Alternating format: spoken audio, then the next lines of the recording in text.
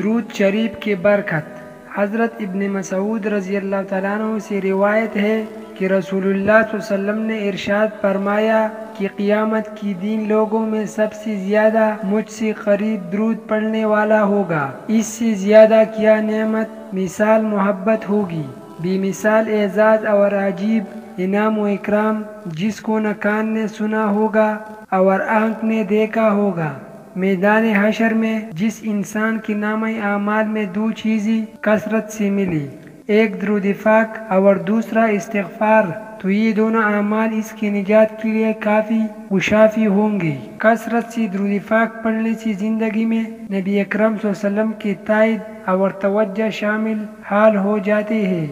اس لیے درود پڑھنے والے کا ہر کام آسانی کے ساتھ ہوتا چلا جاتا ہے اور زندگی کے تمام راستے صاف و روشن اور ہموار ہوتے چلے جاتے ہیں۔ اللہ تعالیٰ کی طرف سے کثرت رحمت کی وجہ سے اس بندی کی زندگی اس پر نہایت آسان اور راحت والے ہو جاتے ہیں، کیونکہ کثرت سے درود پڑھنے کی وجہ سے اس بندے کا بال بال اللہ تعالیٰ کی رحمتوں میں ڈوبا ہوا ہوتا ہے۔ اس وجہ سے بزرگوں کا قول ہے کہ درود پابندی سے پڑھنے والا بیانگ زندگی سے نکل کر روحانیت والی پاکیزہ زندگی میں داخل ہو جاتا ہے۔